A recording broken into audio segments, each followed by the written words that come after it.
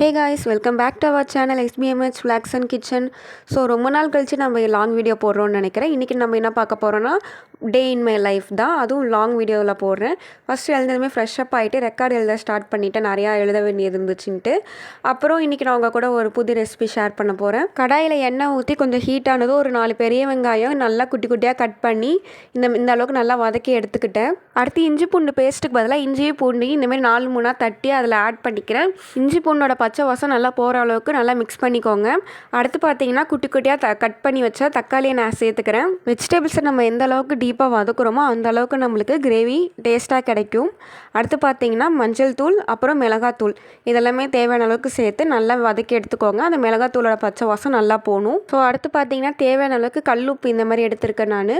அதையும் போட்டு நல்லா கலந்து விட்டுக்கோங்க சரிசமமாக. இப்போது இதில் நம்ம மசாலாஸ் எதுவுமே ஆட் பண்ண போகிறதில்ல. அடுத்த ஸ்டெப்பில் வந்துட்டு நம்ம வாஷ் பண்ண 1/2 கிலோ சிக்கனை ஆட் பண்ணி நல்லா மிக்ஸ் பண்ணிக்கோங்க. இது நல்லா கலந்து விட்டதும் ஒரு 15 to 20 மினிட்ஸ் வந்துட்டு மூடி வச்சு இந்த சிக்கனை நல்லா வேக வைங்க. இப்போ இந்த சிக்கன் வேகிற கேப்பில் நம்ம ஒரு சீக்ரெட் மசாலா ரெசிபி நம்ம வீட்டிலே தயாரிக்க போகிறோம். ஃபஸ்ட்டு பார்த்திங்கன்னா சோம்பு இந்தமாரி 1 டேபிள் ஸ்பூன் அளவுக்கு ஒரு ஈரம் இல்லாத கடாயில் ட்ரை ரோஸ்ட் பண்ணி தனியாக எடுத்துக்கிறேன். அதே கடாயில் கொஞ்சம் ஜீரகமும் மிளகும் போட்டு நல்லா ட்ரை ரோஸ்ட் பண்ணி எடுத்துக்கிறேன். இப்போ இதுதான் வந்துட்டு நம்மளோட சீக்ரெட் மசாலா. இது அப்படியே வந்துட்டு ஆற வச்சு மிக்சியில் போட்டு பவுடராக அரைச்சி எடுத்துக்கோங்க. இப்போ பார்த்தீங்கன்னா சிக்கன் நல்லா வந்துருச்சு. இந்த ஸ்டேஜில் வந்துட்டு கொஞ்சமாக கருவேப்பிலை போட்டு நல்லா கலந்து விட்டுக்கோங்க. அடுத்து பார்த்திங்கன்னா நம்ம சீக்ரெட் மசாலா அரைச்சி வச்சுருந்தோம் இல்லையா, அதையும் வந்துட்டு நம்ம ஆட் பண்ணி நல்லா மிக்ஸ் பண்ணி எடுத்துக்கோங்க. இந்த கிரேவியில் நம்ம கடையில் வாங்குகிற மசாலா எதுவுமே ஆட் பண்ண போகிறதில்ல. இப்போ நம்ம செஞ்சோம் இல்லையா அந்த சீக்ரெட் மசாலா, அப்புறம் கொஞ்சம் மிளகாத்தூள், மஞ்சள் தூள், அவ்வளோதான் இந்த கிரேவி. நம்மளுக்கு வேணும்னா தண்ணி ஊற்றிக்கலாம். இல்லைனா இந்த கிரேவி எனக்கு இப்படியே போதும் ட்ரையாகவே வேணும் அப்படின்னா அப்படியே வச்சுக்கலாம். எனக்கு கொஞ்சம் கிரேவி மாதிரி வேணுன்றனால கொஞ்சம் நேரம் தண்ணி ஊற்றி வேக வைக்கிறேன் மூடி போட்டு. அப்படி இருக்கும்போது எனக்கு இன்னும் கொஞ்சம் வந்துட்டு எண்ணெய்லாம் பிரிஞ்சு வந்து ஓரளவுக்கு கிரேவி மாதிரி கிடைக்கும். இப்போ வந்துட்டு ஃபைனலாக வந்துட்டு கொத்தமல்லி எல்லாம் ஆட் பண்ணிக்கிறேன். அதையும் ஆட் பண்ணி நல்லா மிக்ஸ் பண்ணும்போது அந்த கொத்தமல்லி வாசனை வந்து கிரேவிக்கு டேஸ்ட் வந்துட்டு இன்னும் இன்க்ரீஸ் பண்ணும். இப்போ பார்த்தீங்கன்னா சிக்கன் கிரேவி அதுவும் சிம்பிள் மெத்தடில் மசாலாஸ் எதுவுமே யூஸ் பண்ணாமல் ரெடி பண்ணியாச்சு.